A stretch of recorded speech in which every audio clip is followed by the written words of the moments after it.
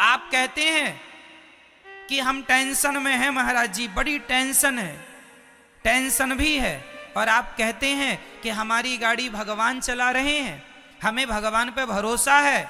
या तो भरोसा होगा या तो चिंता होगी, दोनों एक साथ कभी नहीं हो सकते, है ना। गाल भी फूल जाए, ठहाका भी लग जाए, दोनों एक साथ नहीं हो सकते। या तो टेंशन है, आपको टेंशन है तो भरोसा नहीं है, और भरोसा होगा तो फिर चिंता नहीं होगी। आप लोग क्यों नहीं भगवान पे भरोसा करते, क्यों नहीं भगवान पे विश्वास करते? महाभारत के युद्ध से क्यों नहीं सीखते? जैसे अर्जुन ने अपनी गाड़ी भगवान को सौंप दी, क्यों ना आप लोग भी अपने जीवन की गाड़ी भगवान को सौंप कर निश्चिंत हो जाओ, जो करेंगे भगवान करेंगे। मारने वाला है भगवान, बचाने वाला है भगवान। मारेगा भी वही, बचाएगा भी वही, भूखा भी वही रखेगा और पेट भर खवाएगा भी वही। तो जब सब उसी को करना है तो फिर आप चिंता किस बात की करते हैं? अच्छा ये बताओ, आपका सोचा कुछ होता है? आपका सोचा होता है क्या? आपने सोच लिया कि ऐसा हो जाए तो हो जाएगा क्या? जब आपका सोचा कुछ नहीं होता, आपका चाहा कुछ नहीं होता, तो हम कहते हैं आप सोचो ही क्यों? क्यों सोचना है? सब भगवान कर रहे हैं, उन्हीं को करने दीजिए, हम तो देखो निमित्त मात्र हैं। बार बार मैं इन शब्दों को दोहराता हूं ताकि आपको किसी भी प्रकार से समझ में ये बातें आ जाएं। हमारी सफलता के जिम्मेदार कौन है? भगवान चाह रहे हैं कि आप जीत जाएं, इसलिए जीत गए। यदि आप हार गए हैं, असफल हैं, तो ये सोचो कि ये भी ईश्वर की मर्जी है। उसकी मर्जी में यदि चलो वो मुझे असफल ही रखना चाहता तो मैं उसकी मर्जी में खुश रहूं। जैसे भगवान रखें, जैसे रखें राम जी, रहना चाहिए, और सीताराम सीताराम कहना चाहिए। हर हाल में खुश रहने की आदत बनाओ, टेंशन मुक्त रहो, चिंता मुक्त रहो, जो करेंगे भगवान अच्छा करेंगे। एक पिता को चिंता होती है, महाराज मेरी बेटी सयानी हो गई है, बताओ मैं शादी करूं, लड़का ही नहीं मिल रहा है, महाराज जी बड़ी टेंशन है, बेटी का विवाह कैसे होगा? भाई लड़का देखो तो मन लगा के, कर्म तुम करो मन लगा के, चिंता ना करो, जब समय होगा अपने आप हो जाएगी। तुम कर्म करते रहो लेकिन चिंता ना करो। आप लोग चिंता करने लग जाते हैं। भैया को जगाइयो जरा। चिंता नहीं, चिंतन करना है। क्या करना है? क्या करना है मेरी मां? चिंतन। जो करने वाले हैं वो कौन है करने वाला? पितामह भीष्म ने प्रतिज्ञा ले ली, कल के युद्ध में पांडवों को मार डालूंगा। ये प्रतिज्ञा किसने ली थी महाभारत में? भीष्म पितामह ने। द्रौपदी दौड़ी दौड़ी रात्रि के 11 बजे आई, अरे कन्हैया सुन रहे हो, मेरे पतियों को मारने की प्रतिज्ञा पितामह ने ली है, बताइए मैं क्या करूं? भगवान बोले तू जान, तेरे पति जाने मैं क्या करूं, मैं तो युद्ध लड़ ही नहीं रहा हूं। द्रौपदी बोली मेरे पतियों की, पितामह की प्रतिज्ञा कभी अधूरी नहीं होती, पितामह सदा अपनी प्रतिज्ञा को पूरी करते हैं। हे दीन बंधु, हे दीनानाथ, हे नंद नंदन, हे श्याम सुंदर, मेरे पतियों की रक्षा कीजिए। भगवान बोले चलो अर्जुन से बात करते हैं। अर्जुन के पास गए तो अर्जुन बढ़िया खर्राटे दे के सो रहे थे, खर्राटे मार रहे थे, बढ़िया गहरी नींद में सो रहे थे अर्जुन। भगवान ने जगाया, अर्जुन जागो। अर्जुन ने कहा क्या हुआ, क्यों जगा रहे हो आधी रात को? भगवान ने कहा कल के युद्ध में पितामह ने प्रतिज्ञा ली है, कल तुम्हें मरना होगा, पांडवों को मारने की प्रतिज्ञा पितामह ने ली, कोई योजना बनाओ, रणनीति बनाओ, कल का युद्ध कैसे करोगे? तुम सो रहे हो। अर्जुन ने कहा कन्हैया सोने दो, आप भी सो जाओ मेरे पास, यहीं सो जाओ। भगवान बोले क्यों, तुम्हें नींद आ रही है? कल के युद्ध में, कल निर्णायक युद्ध होने वाला है। पितामह भीष्म की प्रतिज्ञा कभी झूठी नहीं होती। अपने बचाव की कोई प्लानिंग क्यों नहीं करते? अर्जुन ने मुस्कुराते हुए कहा, कन्हैया, जिसके रक्षक आप हो उस व्यक्ति को चिंता करने की क्या जरूरत है? हम तो निश्चिंत सो रहे हैं, आपके भरोसे सो रहे हैं। हम तो आपके भरोसे सो रहे हैं कि हमारे रक्षक तो भगवान श्री कृष्ण हैं। आपके होते हुए पितामह हमें मार डालेंगे क्या? ये अर्जुन का क्या था? ये अर्जुन का क्या था? देखो, जहां विश्वास पुष्ट है, जहां विश्वास अधिक है, क्या वहां चिंता है? और जहां चिंता है मतलब वहां विश्वास। तो आप में से कितने लोगों को भगवान पर विश्वास है? यदि है तो फिर अब ये बताओ कि आप में से चिंता किस किस को है? मेरी मां, चिंता नहीं, सौंप दो, अब सौंप दिया इस जीवन का सब भार तुम्हारे हाथों में है। जीत तुम्हारे हाथों में है, हार तुम्हारे। कर्म करना हमारा काम है, कर्म करना हमारा काम। कर्म हम करें, उसका परिणाम क्या होगा ईश्वर जानते हैं। इसलिए निश्चिंत हो जाओ भगवान के भरोसे। टेंशन नहीं, चिंता, खुश रहा करो, प्रसन्न रहा करो। ये सोचकर कि ये आज बताओ सूर्य भगवान आए, किसकी मर्जी से आए, आपकी या मेरी? बोलो मेरी मां। आज रात होगी किसकी मर्जी से? ईश्वर की। ये सृष्टि चल रही है किसकी मर्जी से? हम लोग लड़कपन से जवान हो गए, जवान से बुढ़े हो गए, किसकी मर्जी से आप बदल रहे हैं? आप क्यों नहीं, कल पैदा हुआ बच्चा आज ही जवान क्यों नहीं हो गया? उसे जवान होने में क्यों 20-25 साल लगते हैं? तुम्हारे हाथ में सब कुछ है तो तुम पैदा होते ही जवान हो जाओ ना। क्यों? तुम्हारा कुछ भी नहीं है।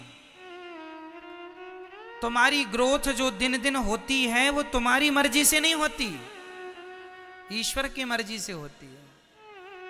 इसलिए सब ईश्वर के अधीन है। भगवान का चिंतन करना सीखो, भगवान पर विश्वास करना सीखो, भगवान के चरणों में आत्मसमर्पण करना सीखो। जब आप समर्पण कर देंगे तो आपकी गाड़ी भगवान ही चलाएंगे, उनके भरोसे खुश रहा करो बस।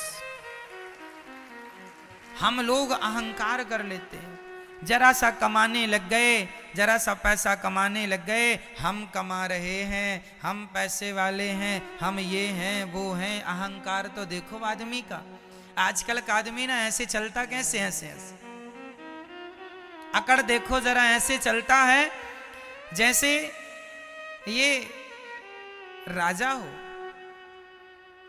सब इसके गुलाम हैं। आप लोगों के पास कितना पैसा है? 10 लाख, 20 लाख, 1 करोड़, 10 करोड़, 50 करोड़, 1 अरब, 10 अरब, 100 अरब, कितना? जितना बोल रहे हैं इसी के अंदर होगा जो भी होगा।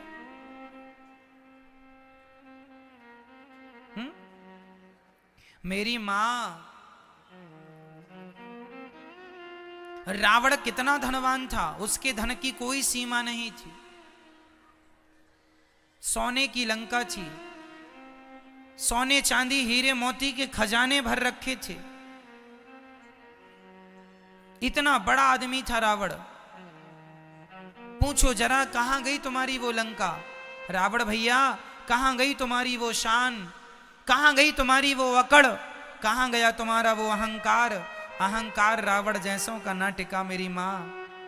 जिनकी लंका सोने की थी तो हमारा और आपका अहंकार टिक जाएगा मैया? बोलो मेरी मां। इसलिए अहंकार ना हो। किस बात का अहंकार? आप लोगों को अहंकार है या नहीं? नहीं। मैं बताता हूं आपको अहंकार किस बात का है। ये बेटा मेरा है, मैं इसकी मां हूं, ये भी अहंकार ही है। मैं इसका पिता हूं, ये भी अहंकार ही है। ये घर मेरा है, ये भी अहंकार ही है। मैंने तुम्हें रोटी दी, ये भी अहंकार ही है। मैं ना होता तो तुम मर जाते, ये भी अहंकार ही है। इसलिए इन शब्दों का प्रयोग कभी नहीं करना चाहिए। जो बेटा आपका है, बेटी है, पति है, पत्नी है, घर है, गाड़ी है, पैसा है, ये मेरा है ऐसा ना कहा करो। ये सब कुछ भगवान का है। ईश्वर ने हमें केवल जिम्मेदारी दी है संभालने की, हम संभाल रहे हैं बस। हम मैनेजर हैं, मालिक नहीं हैं। आप किसी बच्चे की मां नहीं हो। ये जो आपका बेटा है, ये आपका बेटा है ना मेरी मां। आप कहती हो ये बेटा मेरा है, तुम केवल इसलिए तो कहती हो मेरा बेटा क्योंकि तुमने 9 महीने गर्भ में रखा है। 9 महीने गर्भ में रखने से आपने कह दिया ये बेटा मेरा है। लेकिन जिस परमात्मा ने तुम्हारे बच्चे को आंखें दी हैं, आंखों की कीमत जानते हो बाजार में कितनी होगी? आंखों के इलाज में करोड़ों रुपए लग जाते हैं। जिनके इलाज में करोड़ों लग रहे हैं उन आंखों की कीमत क्या होगी? ये अनमोल रतन है। परमात्मा ने आंखें दी, परमात्मा ने सुनने को कान दिया, परमात्मा ने चलने को पांव दिया, परमात्मा ने खाने को बोलने को मुंह दिया, सब ईश्वर ने दिया। तुमने तो केवल 9 महीने पेट में रखा, तो पेट में रखे हो इसका इतना अहंकार कि ये मेरा बेटा है।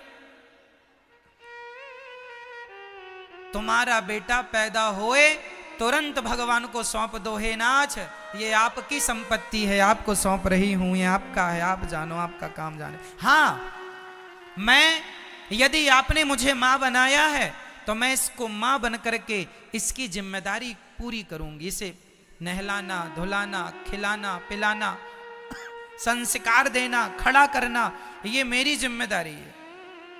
जिम्मेदारी निभाओ।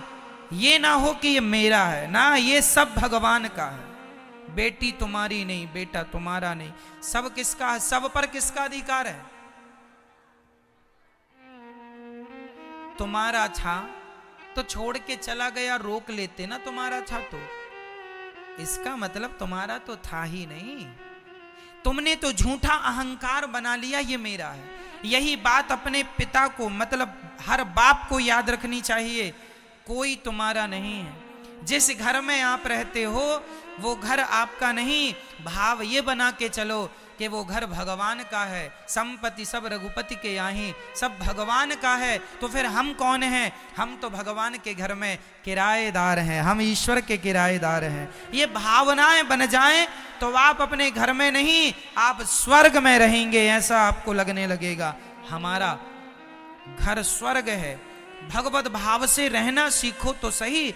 आजकल आदमी, अच्छा ये बताओ, बैंक का मैनेजर जो होता है, बैंक में यदि 1000 करोड़ रुपए रखा है तो बताइए क्या वो पैसा बैंक, क्या वो पैसा मैनेजर का है? बोलो मेरी मां। नहीं, वो पैसा मैनेजर का नहीं है, पर देख रेख किसकी है? देख रेख मैनेजर की है। हिसाब किताब करेगा कौन? मैनेजर। देख रेख मैनेजर की है। मैनेजर बैंक में मैनेजमेंट के लिए होता है। मैनेजर मालिक नहीं है, मालिक तो गवर्नमेंट है बैंक की। मैनेजर केवल वो मैनेजर लाखों लेता है, लाखों देता है, लेकिन लाखों लेने में और लाखों देने में उसका कुछ भी नहीं। क्यों जी? सही है। वो एक मैनेजमेंट के लिए है, उसका नहीं है, पर काम वही करता है। उसी प्रकार तुम्हारे घर में जो तुम्हारा बेटा, बेटी, पति, पत्नी, घर द्वार, फैक्ट्री, मकान, दुकान जो है, सब कुछ भगवान का है। पर तुम मैनेजर बनके तुम मैनेजमेंट करो, तुम संभालो, जिम्मेदारी तुम निभाओ। जैसे बैंक का मैनेजर बैंक को संभालता है, लेकिन वो ये नहीं कहता कि ये बैंक मेरी है, वो ये नहीं कहता कि ये बैंक। उसी तरह आप ये ना कहो कि ये पत्नी, ये पति, ये परिवार मेरा है, ये कहो कि ये सब भगवान का है। संभालना आपको ही है, पर अहंकार रहित होकर, अहंकार से मुक्त होकर संभालना है। ये संपत्ति सब रघुपति के यहाँ, सब कुछ किसका है? अरे और तो सब ठीक है, पति पत्नी बेटा बेटी, ये शरीर भी तुम्हारी प्रॉपर्टी नहीं है। आज हमारी एक किडनी कितने की होगी बाजार में बताओ? यदि आप अपनी किडनी बेचेंगी मेरी मां, कम से कम 50 लाख रुपए में बिक जाएगी। हाँ या ना? हाँ या ना?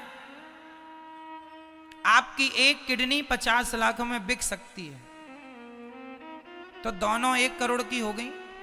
चलो आपकी एक आंख यदि आप बेचना चाहें तो कितने की बिकेगी? बोलो मेरी मां,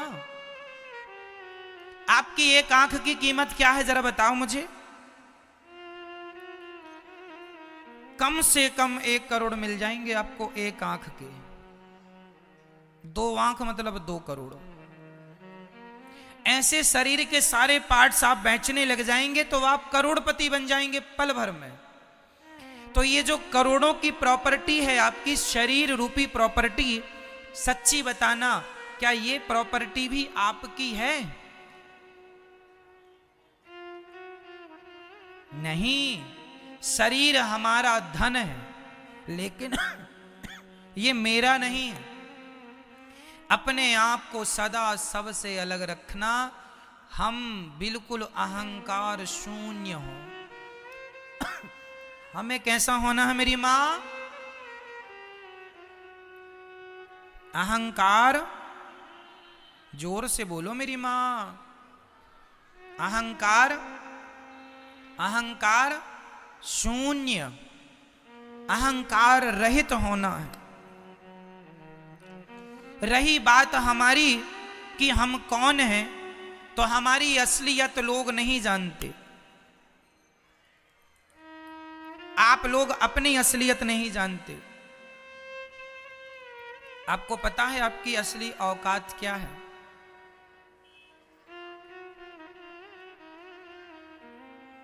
नहीं पता? हमारी असली औकात क्या है? छोटे मुंह बड़ी बातें हैं, बुरा ना मानना मेरी बातों का, लेकिन मैं आपको आपकी औकात दिखाऊंगा। हम सबकी असली औकात क्या है?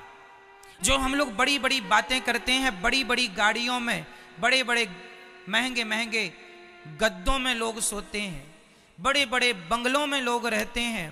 ठीक है, आप बड़े बंगले में, बड़ी गाड़ी में, बड़े आलीशान जिंदगी जी रहे हैं, लेकिन कब तक?